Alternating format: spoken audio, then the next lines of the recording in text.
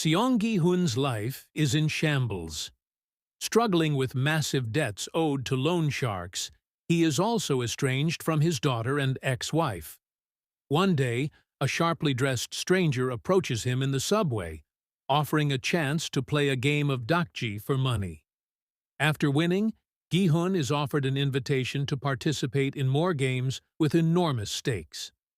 Desperate, he accepts, is sedated, and wakes up in a dormitory with 455 other players, all identified only by numbered green tracksuits. The players, all financially desperate, are told by masked guards in pink jumpsuits that they can win billions of won if they survive 6 games over 6 days. The games are overseen by the enigmatic frontman, dressed in black.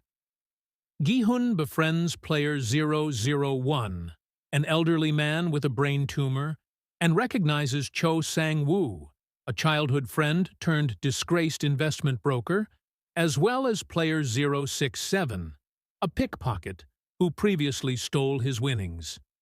The first game, Red Light, Green Light, reveals the brutal nature of the competition when players caught moving are shot on the spot. The chaos leads to a massacre, but with help from Sang-woo and player 199, Gi-hun survives.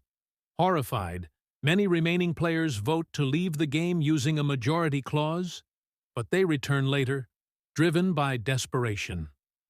Back in Seoul, Gi-hun reports the games to the police, but only Detective Hwang Jun-ho believes him. Jun-ho, whose brother vanished after receiving a similar invitation, infiltrates the games, discovering they take place on a remote island. Meanwhile, Gi-hun, Sang-woo, player 001, player 067, and player 199 form an alliance. During the second game, Popgi, players must extract a shape from a honeycomb candy. Gi-hun cleverly uses his saliva to complete the hardest shape, while tensions rise among players. The violence escalates as Deok-soo, a gangster, manipulates the situation, leading to a deadly brawl during the night. Alliances solidify, and the third game, Tug of War, pits teams of 10 against each other. Gi-hun's team wins against a stronger group by employing player 001's strategy and Sang-woo's quick thinking. As the games continue, betrayals intensify. In the fourth game, players must compete against their chosen partners in marbles. Sang-woo tricks Ali, and Gi-hun deceives player 001, though guilt plagues him. Player 067 bonds with player 240, who sacrifices herself for her. By the fifth game, Glass Bridge, tensions peak. Players must cross a bridge of tempered and regular glass, guessing which panels are safe. Deok-soo is killed by Han Mi-nyo, who drags him down in revenge, and Sang-woo sacrifices player 017 to secure a path forward. The survivors, Gi-hun, Sang-woo, and player 067, are now finalists. Se-byuk, grievously injured, pleads with Gi-hun to care for her brother if she dies. Sang-woo kills her, prompting a final confrontation between him and Gi-hun in the titular Squid Game. Gi-hun wins, but refuses to kill Sang-woo, who instead takes his own life, asking Gi-hun to care for his mother.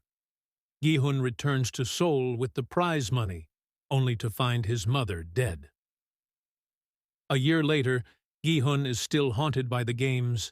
He receives a card summoning him to meet player 001, who reveals he was the mastermind behind the games, created to entertain the ultra-rich. After a final wager with Gi-hun about human decency, Il-nam dies. Gi-hun uses his winnings to help Se-byuk's brother and Sang-woo's mother.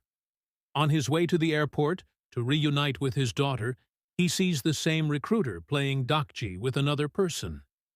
Gi-hun takes the card and calls the number, vowing to uncover the truth behind the games. Instead of boarding his flight, he turns back, determined to fight the system.